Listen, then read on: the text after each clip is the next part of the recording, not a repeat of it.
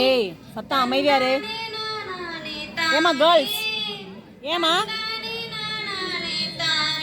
எதுக்கு இவ்வளவு சத்தம் வருது? நிலத்துல நீர் இல்லாம வறண்டு கிடக்குது, நிலத்தடி நீர் பதுங்கி கிடக்குது, பசிக்கிற மாடுக்குள்ள தேடி அலையுது, அமைதியா உட்காரு. அது வாடி கிடக்குது. எதுக்கு இந்த நிலைமை, எதனால வந்தது? எதுக்கு இந்த நிலைமை, எதனால வந்தது?